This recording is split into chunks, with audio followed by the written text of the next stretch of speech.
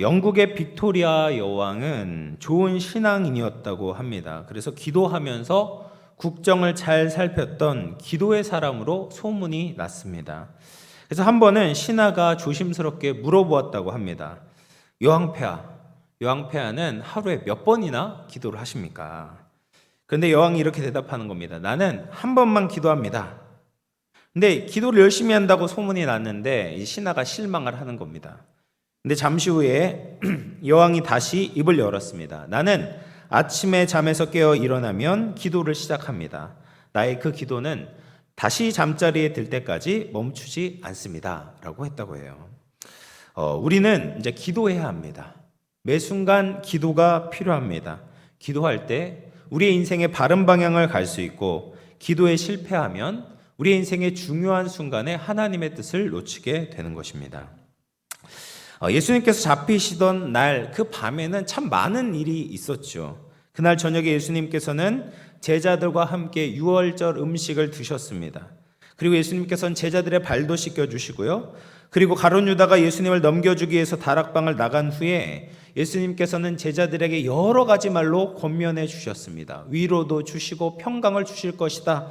또 보혜사 성령님에 대해서도 약속을 하셨습니다. 그런 후에 예수님께서는 11제자를 데리고 감람산으로 올라가셨어요. 그리고 겟세마네 동산에 이르기 전에 제자들에게 경고의 말씀을 주시는데 27절 말씀을 보시면 14장 27절 같이 읽어보겠습니다. 시작. 예수께서 제자들에게 이르시되 너희가 다 나를 버리리라. 이는 기록된 바 내가 목자를 치리니 양들이 흩어지리라 하였음이니라. 예수님께서 지금까지는 자기 자신에 대해서 예언을 하셨거든요. 예수님께서 내가 고난을 받고 3일 만에 다시 살아날 것이다. 이 예언을 이제 복음서에서 보면 5번 정도를 하십니다. 그런데 이번에는 제자들에 대해서 예언을 하시는 겁니다. 왜 하셨을까요? 제자들은 예수님께서 지금 십자가에 달리시기가 바로 앞에 있었지만 아직까지도 그 마음이 준비되지 못한 것입니다. 예수님이 죽으실 때 그들은 충격을 받겠지만 그들이 뿔벌이 흩어지게 될 것으로도 큰 충격을 받게 될 것입니다. 그래서 예수님께서는 이 제자들의 진짜 신앙 실력을 이미 알고 계신다라는 것을 그들에게 말씀하고 계시는 거예요. 그러나 염려할 것이 없음은 예수님께서 다시 살아날 것이고, 오늘 말씀 보면은 예수님께서 너희보다 먼저 갈릴리로 갈 것이다 라고 약속하고 계시는 겁니다. 갈릴리로 먼저 가신다라는 것은 예수님께서 처음 제자들을 만났던 장소가 갈릴리였거든요. 그때도 예수님께서 제자들이 예수님을 먼저 찾은 것이 아니라 예수님께서 제자들을 찾아가셨습니다. 그리고 그들을 예수님의 제자로 나를 따르라라고 불러주셨단 말이에요. 그래서 예수님을 떠나 뿔뿔이 흩어진 제자들도 예수님께서 처음 부르셨던 그 갈릴리에서 그들을 다시 불러 모으시겠다. 실패하고 낙심한 제자들을 예수님께서 다시 세우시겠다라고 미리 알려주시는 겁니다. 여러분, 이 말씀을 보면 우리는 예수님께 참 감사하게 됩니다. 우리는 하나에서부터 10까지 예수님의 부르심과 도움이 없었다면 예수님을 믿는 사람으로 남아있을 수가 없었습니다. 우리 인생을 돌아보십시오. 예수님이 보내신 누군가의 도움을 통해서 혹은 누군가의 가르침을 통해서 우리가 인생의 쓰디쓴 경험을 했을 때 다시 예수님의 부르심을 듣게 돼서 예수님께 돌아올 수가 있었습니다.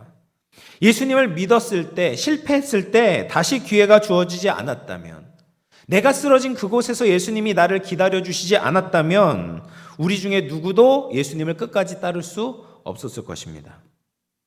그런데 예수님은 우리를 버리지 않으셨던 거죠. 주님을 버리고 떠난 우리를 예수님이 따라오셨습니다. 그리고 예수님의 제자가 되도록 다시 인도해 주신 겁니다. 이런 예수님께서 계시기 때문에 우리는 계속해서 예수님께 나아갈 수 있었던 것이죠.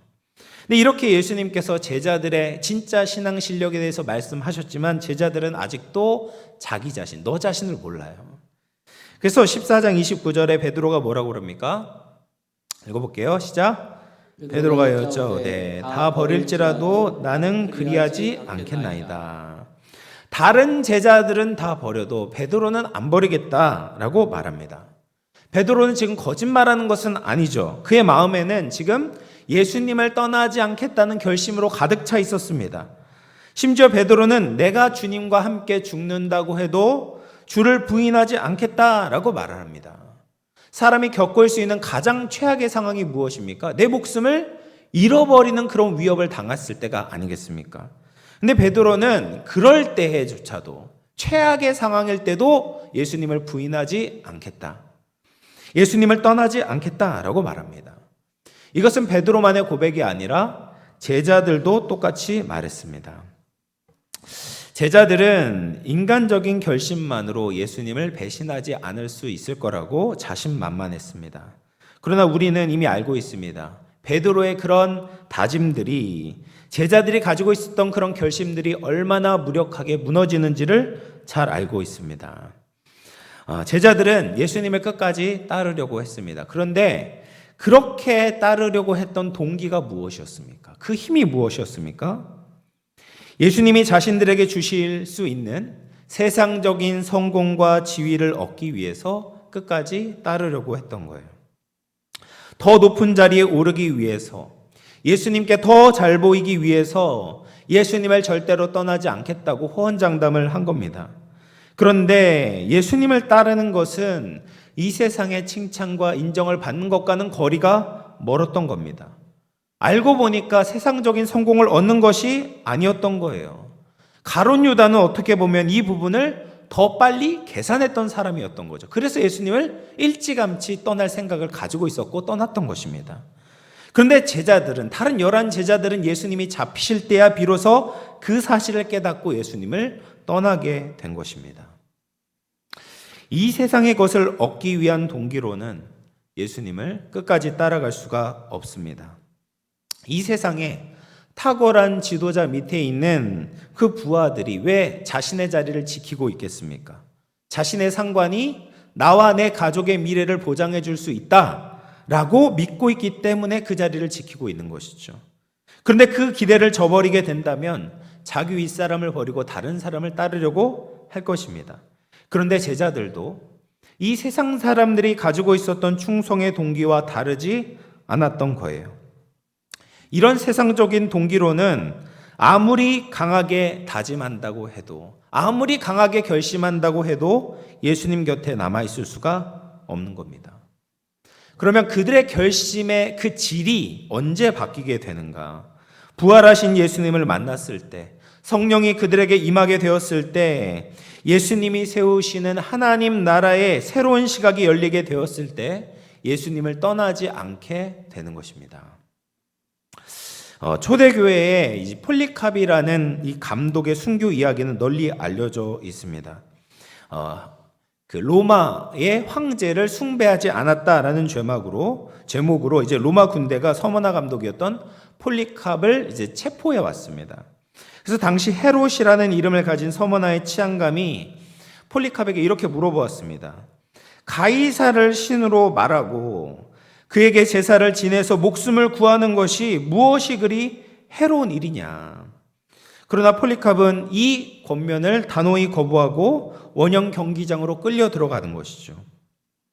이번에는 지방 총독과 재판관이 고문과 죽음을 당하느니 차라리 개종을 해라 라고 충고를 했지만 폴리캅은 유명한 신앙의 고백을 남깁니다. 나는 86년 동안 그분을 섬기며 살았으나 그분은 한 번도 나를 해를 끼친 일이 없다. 그런데 내가 어떻게 나를 구원하신 나의 왕을 모독할 수 있겠는가?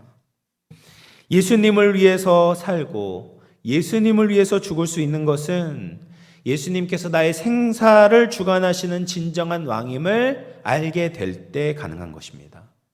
내가 죽어도 예수님이 다시 살리시는 부활의 주님이라는 것을 믿게 될 때 부활도 무릅쓰는 충성을 다할 수 있는 것이죠. 사랑하는 성도 여러분, 우리는 정말 예수님 앞에서 어떠한 사랑의 고백을, 어떠한 충성의 고백을 들려드리고 있습니까?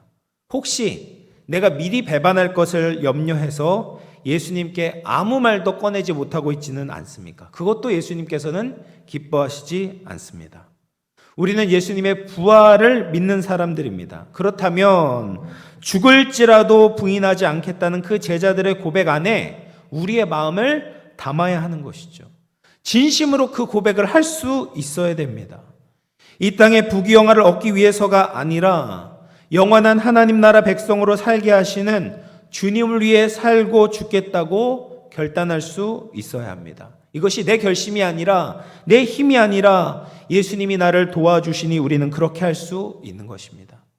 예수님이 갈릴리로 먼저 가시기 때문에 우리는 넘어져도 다시 일어날 수가 있습니다. 그러므로 예수님을 의지하고 또 예수님을 위해서 끝까지 충성하며 살아갈 수 있는 저와 여러분 될 수 있기를 주님의 이름으로 축원을 드리겠습니다. 그리고 나서 이제 예수님께서 겟세마네 동산에서 기도하는 기도의 장면이 나오잖아요. 예수님은 제자들에게 기도를 가르쳐 주기 위해서 그들을 이제 데리고 가셨습니다. 지금 제자들에게 가장 필요한 것이 기도였고 또 앞으로도 가장 필요한 것은 기도였기 때문입니다. 그래서 제자들을 데리고 가셨지만 특별히 이 세 명의 제자 베드로와 야고보와 요한을 데리고 자기의 심정에 대해서 솔직하게 다 나눠주시면서 너희는 여기 머물러 깨어 있어라, 기도하라 라고 말씀하시고 예수님께서 가장 중대한 기도 제목을 놓고 기도하시는 거예요. 사실 십자가라는 것은 예수님의 사명이기도 했지만 제자들의 인생이 걸린 문제였습니다. 예수님이 십자가를 지시지 않는다면 모든 인류가 죄를 대속받을 수 있는 길이 없었습니다. 영적인 축복을 받을 수가 없는 겁니다. 그러므로 제자들은 자신의 인생이 걸려있는 이 예수님의 십자가를 위해서 같이 기도하는 것이 마땅했던 것이죠. 예수님께도 이 십자가는 너무나도 힘이 들었습니다. 고통의 잔, 하나님의 진노의 잔을 받는 것이 절대로 즐거운 일이 아니었습니다. 그래서 아버지에게 할 수만 있으면 이 잔을 옮겨달라고 기도를 하셨습니다. 그러나 예수님은 나의 원이 아니라 아버지 원대로 해달라고 하시는 거죠. 그렇게 간절히 기도하고 돌아와 보니까 제자들이 어떻게 하고 있습니까? 이제 자고 있는 거예요. 베드로가 방금 전에 예수님께 뭐라고 말했습니까? 예수님과 함께 죽어도 주님을 부인하지 않겠다. 그런데 예수님이 지금 괴로워 죽게 되었는데 예수님 곁을 지키지 못하는 겁니다. 예수님께서 좀 깨어서 기도하라고 하는데 베드로는 깨어서 기도하지 못하는 거예요. 그래서 예수님께서 말씀하시죠. 네가 1시간도 깨어 있을 수 없냐. 시험에 들지 않게 깨어 기도하라 라고 말씀하십니다. 그래서 두 번째 똑같이 기도하고 돌아오셨는데 이번에도 제자들은 자고 있습니다. 세 번째로 예수님께서 기도를 마치셨습니다. 그리고 돌아오셨을 때 그들에게 이제는 자고 쉬라. 근데 이것은 정말 자고 쉬라는 말이 아니에요. 헬라어로 보면 이 동사 자체가 명령형도 되지만 의문문도 될 수가 있어요. 그러니까 지금 자고 있는 제자들을 향해서 아직도 자고 있냐, 이렇게 안타까움과 탄식을 가지고 제자들에게 묻고 계시는 거예요. 예수님은 십자가를 지시는 것이 하나님의 뜻인 줄 잘 알고 있었지만 십자가를 지는 것 자체가 너무나도 고민이 되고 힘이 드셨어요. 이것이 우리와 똑같지 않습니까? 우리도 하나님의 말씀을 통해서 하나님의 뜻을 압니다. 미워하는 것이 아니라 용서해야 된다. 원수도 사랑해야 된다. 세상의 쾌락을 따르지 말고 하나님의 말씀에 순종해야 된다. 이런 말을 들을 때마다 우리가 아멘 하면서 공감을 합니다. 그런데 그 말씀을 듣는 것과 살아내는 것 사이에 너무나도 큰 거리가 있습니다. 너무 힘이 들어요. 솔직히 그렇게 살려고 노력도 하지 않습니다. 이 제자반을 하잖아요. 제자반을 통해서 하나님 말씀을 나누면 고기가 이제 끄덕여져요. 아, 그렇게 살아야지. 그런데 그때 자꾸 내 안에 드는 질문이 무엇이 있습니까? 정말 이대로 살 수 있을까? 사람이 정말 바뀔 수 있을까? 나도 정말 예수님처럼 따라갈 수 있을까? 이런 의문이 자꾸 들게 되는 거예요. 이것이 십자가를 앞에 두는 우리의 심정입니다. 그런데 예수님도 우리와 다르지 않았다라는 거예요. 지기 싫은 마음을 똑같이 갖고 계셨다는 겁니다. 그런데 다른 것이 있었는데 그것은 예수님은 십자가 앞에서 기도를 하셨다는 거예요. 하나님의 뜻을 따르는 것이 우리와 똑같이 버거웠어요. 십자가를 지는 것이 우리처럼 힘들었습니다. 그런데 예수님은 기도의 씨름을 포기하지 않으셨어요. 이것이 십자가를 지는 비결이었습니다. 그런데 예수님을 떠나지 않겠다는 제자들은 예수님과 함께 기도하지 않았습니다. 자신의 능력은 과신하고 있는데 하나님께 매달리지는 않은 거예요. 하나님께 도움을 구하지 않았습니다. 그럴 때 제자들의 결심은 말뿐인 공수표가 되었던 것입니다. 우리는 모두 예수님을 따라야 합니다. 거기에는 영광만 기다리고 있지 않습니다. 예수님을 따르면 오히려 희생이 필요합니다. 세상의 방식으로 처리하면 손해보지 않아도 되는데 예수님을 믿어서 손해볼 일이 생깁니다. 예수님을 안 믿었다면 겪지 않아도 될 조롱과 위협을 당할 때도 있습니다. 그런데 그런 상황을 즐기는 사람은 아무도 없어요. 예수님도 즐거워하지 않으셨습니다. 그럼에도 불구하고 하나님의 뜻을 이루기 위해서 십자가를 져야 됩니다. 예수님뿐 아니라 우리도 십자가를 져야 되는 거죠. 예수님과 함께 죽어야 예수님과 함께 살 수 있는 것입니다. 그러기 위해서 가장 중요한 것이 무엇인가? 바로 기도다라는 거예요. 기도로 우리는 내 뜻을 하나님의 뜻에 굴복시켜야 합니다. 이 기도가 얼마나 힘들고 고통스러운지 모릅니다. 예수님께서 기도하셨던 이 겟세마네 동산이 겟세마네라는 뜻은 기름을 짜는 틀이라는 의미입니다. 감람산에 이제 감람나무가 올리브 나무잖아요. 올리브를 짜면은 이제 기름이 나오게 돼요. 그래서 올리브 열매로 기름을 짜는 곳이 겟세마네라는 뜻입니다. 근데 그 향기롭고 가치 있는 기름을 짤 때 짜는 사람은 혼신의 힘을 다해야 되는 겁니다. 힘을 다할 때 그 단단한 껍질 안에 있는 보석과 같은 기름이 흘러나오게 되는 것이죠. 예수님은 겟세마네에서 자신의 혼신의 힘을 다해서 기도하셨습니다. 땀방울이 핏방울이 되듯이 기도할 때 예수님의 자기의 뜻이 깨지고 하나님의 뜻을 따르는 향기로운 삶을 살 수 있으셨던 거예요. 우리도 이런 기도를 드려야 합니다. 그런데 우리는 너무 어린아이 같은 기도에서 멈출 때가 많습니다. 내가 원하는 것을 간구하는 기도는 우리가 그래도 꽤 잘하잖아요. 내가 잘 살기 위해선 주님 이런 것이 필요합니다. 이런 것이 필요합니다. 물론 이런 구하는 기도도 너무나도 중요합니다. 그런데 더 중요한 기도가 있습니다. 내 삶에 하나님의 뜻이 무엇인지 묻는 기도를 해야 돼요. 그리고 그 하나님의 뜻을 내 삶에 실천할 수 있도록 하나님께 구하며 기도해야 합니다. 우리는 하나님의 뜻이 나의 삶에 이루어질 수 있도록 씨름하며 기도하게 될 때 예수님을 끝까지 떠나지 않고 내 삶에 주어진 십자가를 지고 갈 수 있는 것입니다. 요한일서 5장 14절 15절 말씀을 같이 한번 읽어보도록 하겠습니다. 시작. 그를 향하여 우리가 가진 바 담대함이 이것이니 그의 뜻대로 무엇을 구하면 들으심이라. 우리가 무엇이든지 구하는 바를 들으시는 줄을 안즉 우리가 그에게 구한 그것을 얻은 줄을 또한 아느니라. 아멘. 우리는 하나님께 기도하면 반드시 응답을 받게 되잖아요. 근데 보통 세 가지 종류의 응답이 있다고 합니다. 뭐가 있어요? Yes, No, Wait가 있다고 해요. 그래서 우리가 기도한 대로 응답을 받으면 와, 하나님께서 Yes라고 응답하셨구나. 내가 기도한 것을 하나님께서 거절하시면 아, 하나님이 이 기도를 별로 좋아하시지 않나 보다. No라고 응답하시는구나.